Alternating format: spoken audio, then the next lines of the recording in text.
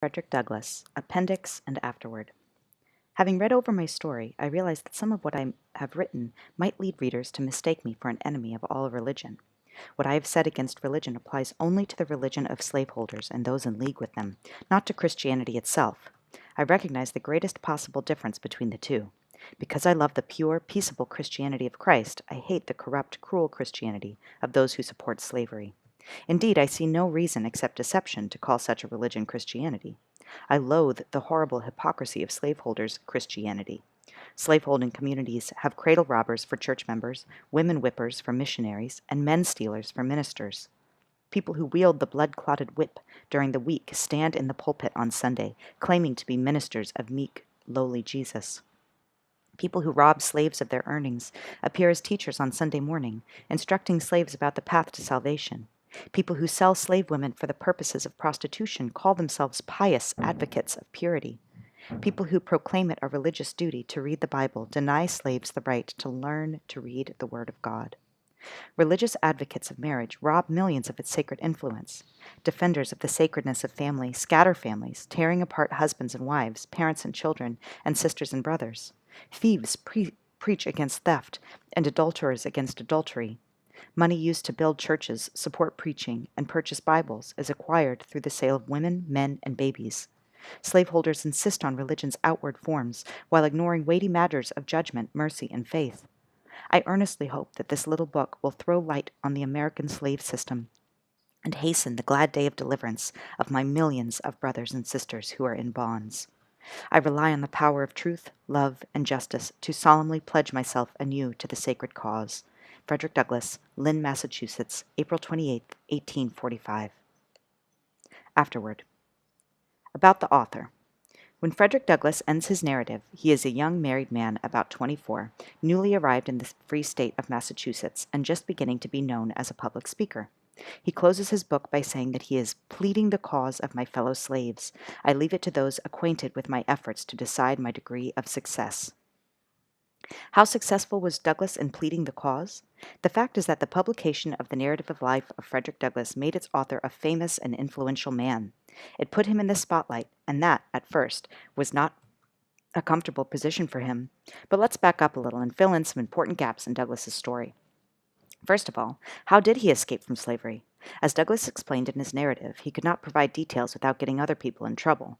But years later, after slavery was abolished in the United States, he did publish the story of his escape. In Baltimore, he had become friends with a free black man, a sailor named Benny. Benny offered to lend his own identity papers to Douglass for his journey north. Now, using the papers was very dangerous for both Douglass and Benny. Benny could be arrested for helping Douglass, and Douglass, of course, would be returned to slavery if he were caught. To make matters worse, Benny and Douglass looked nothing alike, and Benny's papers included a description of their owner. Taking Benny's papers, Douglass dressed as a sailor and boarded a train heading north. Thanks to his work in the shipyards, Douglass could talk the talk of a sailor, and he managed to escape suspicion. His papers were checked several times, but not carefully. He even met several white people who knew him as a slave in Baltimore, but dressed in his sailor's clothing, they didn't give him a second glance. Still feeling miserably anxious, he rode the train from Baltimore into Delaware, also a slave state.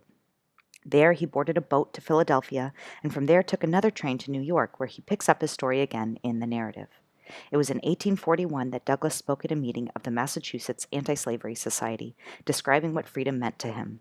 The society was so impressed that it immediately hired him to lecture about his experience as a slave. Audiences were spellbound by Douglass, who was by all accounts a powerful public speaker. Some pro-slavery writers, worried about the publicity Douglass was receiving, accused him of being a fraud. They said he was too literate and too articulate to have ever really been a slave. To prove them wrong, Douglass wrote his narrative, in which he provided names, dates, and places related to his days spent in slavery. The book was an instant sensation, eventually selling over 30,000 copies in the United States and Britain. It was translated into French, German, and Dutch. While Douglass was happy that the book raised people's awareness of the horrors of slavery, its publication also put him in a frightening position. Now everyone knew that he was an escaped slave, and that under Maryland law he was the property of his old master. Any slave hunter could have captured him, forced him to return to Maryland, and collect a reward. To avoid capture, Douglass fled to Europe in August 1845. He spent the next 20 months on a lecture tour of England, Scotland, and Ireland. During that time, anti-slavery groups in England raised enough money to purchase his freedom. When Douglass could safely return to the U.S., he moved to Rochester, New York. There, he founded the North Star, an anti-slavery newspaper. His reputation as a spokesman for African Americans kept him in the public eye for the rest of his life.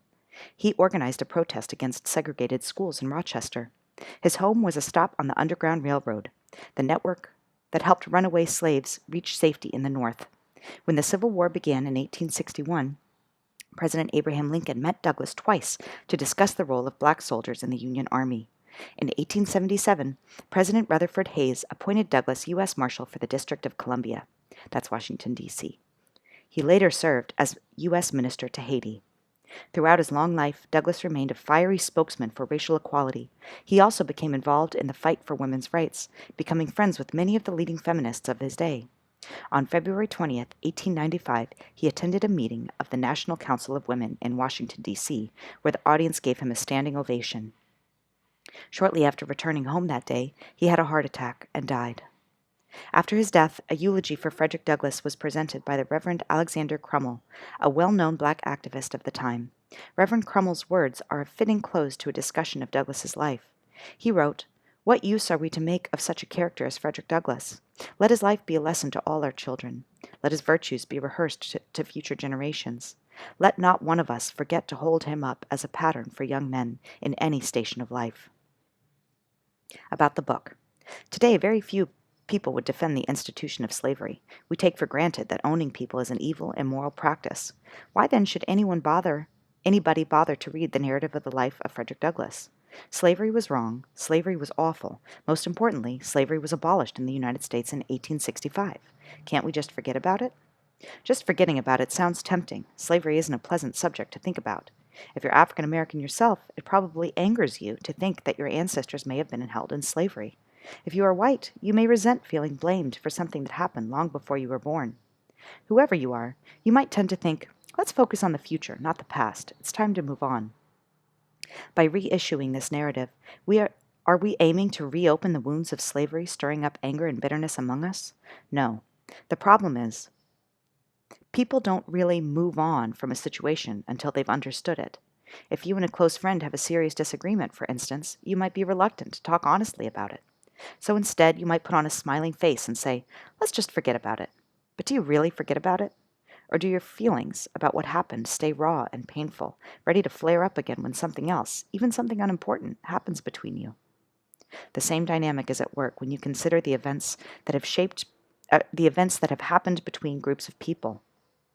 A famous philosopher once said, "Those who cannot remember the past are condemned to repeat it." In other words, history is full of stories of people and nations making terrible mistakes. We can learn valuable lessons from those mistakes and live more wisely as a result. Or we can ignore the lessons of history, saying, "This has nothing to do with me," and run the risk of repeating those terrible errors. What sort of lessons does the narrative of the life of Frederick Douglass offer? First and most obviously, it helps correct misconceptions we might have about slavery. Most people don't really know much about the day-to-day life of American slaves. We may have read stories or watched movies in which slaves appear, but such characters are not usually the focus of the story. They're just in the background, going about their work. They may even appear to be happy and content. By contrast, Frederick Douglass gives us a very realistic description of slave life. He tells us about the atmosphere of violence, the beatings, whippings, rapes, and even murders that were ever-present threats. He describes the hunger, lack of adequate clothing and shelter, and inhumane working conditions that slaves endured. He tells us of the anguish slaves felt when they were ripped away from their families and friends. Perhaps most powerfully, he makes us feel the hopelessness and humiliation of a slave's daily life. Douglass makes us realize that even if a slave's master was relatively kind, like Mr. Freeland, he was still owned like a stick of furniture. Instead of being able to make his own decisions and plans like a responsible adult, he was forced to live like a dependent child forever. Faced with the prospect of such a life, a slave had few options. He could sink into passive acceptance, sleepwalking his way through life. Or he, like Douglass, could be driven nearly mad with despair, tortured with thoughts of a freedom that would never be his, unless he were willing to risk his life for it. More unexpectedly, Douglass's narrative teaches us about the effect slavery had upon the people who benefited from it. It's easy for a reader today, when thinking about slaveholders, to say, I could never be like that. If I'd been born a slave owner, I would have been kind and humane. I would have freed my slaves. I would have seen how unjust slavery was, and I would have worked to change the system. After reading Douglas, that same modern person might question whether that is true. After all, slave owners were not a special breed of cruel, hateful people. They were ordinary men and women who grew up in a society that taught them that slavery was necessary and useful, even that they had a duty to uphold the traditions of slavery. And as Douglas illustrates, that teaching was seductive. It could change even someone like Mrs. Old, a woman of the kindest heart and feelings, into a demon. She was changed, Douglas explains, by the fatal poison of irresponsible power. In other words, Mrs. Old was destroyed in a moral sense when she was given unearned, godlike power over another human being. Douglas shows us that such power inevitably has evil consequences. So why do these lessons matter in the 21st century? Slavery has been abolished in the United States, although it still exists in some parts of the world. It's hardly imaginable that it would ever be made legal again. What then does the story of Frederick Douglass have to teach us? It's just this. While slavery is an ugly thing of the past, it existed as long as it did because people could find ways to dehumanize other fellow human beings, to see them as somehow less deserving, less worthwhile, less valuable than themselves. Today, when we read Douglas's narrative, it is clear that we are reading the words of an intelligent, sensitive person of great insight and compassion. It horrifies us to think that this man was treated for many years as a stupid beast of burden, valued only for his ability to do manual labor. But are we so different from Douglas's masters? A look at any day's headlines will show us that while the laws may have changed, human nature has not. We are still filled with the desire to dehumanize people who are somehow different from ourselves in order to excuse ourselves for treating them badly. Instead of seeing our common humanity, we focus on our different skin colors, different religions, different levels of education, different dates of arrival in this country, different sexual orientations, or different languages. We reserve our concern and humane treatment for people who are like us. We need the narrative of the life of Frederick Douglass as much today as when it was published in 1845 to remind us of the infinite worth of every human being.